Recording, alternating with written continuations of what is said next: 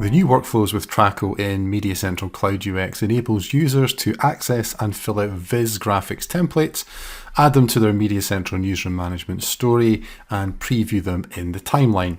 Users can also export sequences with burned-in graphics as well. So let's take a look at two different workflows. The first where graphics are played out in the studio, the second where graphics are burned in. Now there are some key differences between the workflows and of course what we can do with Maestro inside MediaCentral Cloud UX. So there's two apps that we're going to discuss.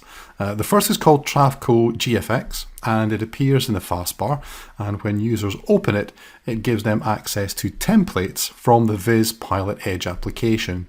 Now from here they can double click on a template to open it up and then of course add in the information that they need.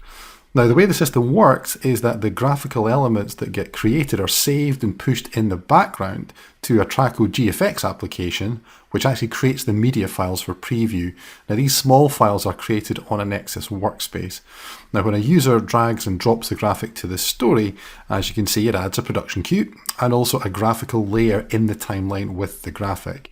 Now of course, once you add the graphic into the timeline, it renders out the media and then you can play back the timeline and get a fully animated preview of the actual graphic itself in the context with the rest of the sequence. You can set the duration for the graphic and of course you can position it where you want in the timeline. If you move it around, then the graphic will re-render to get the correct timing information.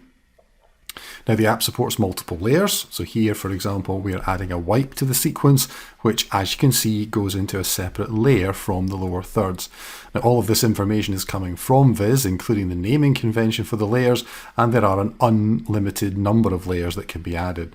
Now in the first workflow here, these graphics will be played out in the studio as part of a standard studio MOS-based workflow using applications such as Command or Mozart or other playout automation systems. In the second workflow, users can choose to burn in graphics to their sequence, but how this is done is quite different from how we work with Maestro graphics. There is a second tab as part of the app called Traco GFX List. Opening this tab, you then need to click this button to import in the graphic details as you can see here, and then you choose to link the loaded sequence and the graphic elements together. Now you can then trigger a center playback using another app, the Traco Media Distributor app, which is for distributing sequences with a sidecar file. So in the Asset Distribution tab of this app, from here you drag and drop the loaded sequence in, then choose a specific profile and save it.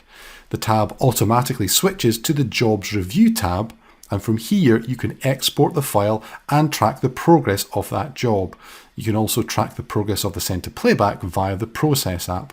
However, unlike with Maestro graphics where this triggers a render service in the background to render this out, this process exports the sequence using the standard center playback functionality to an FTP server, for example, and exports the graphics information as an XML sidecar. A third-party application, such as Traco's own render engine, could then be used to fetch the exported MXF sequence and the sidecar information, put them together and burn in the graphics to the sequence. There's no burned-in timeline in the MediaCentral system itself. So that's an overview of the new Traco GFX workflows in MediaCentral Cloud UX.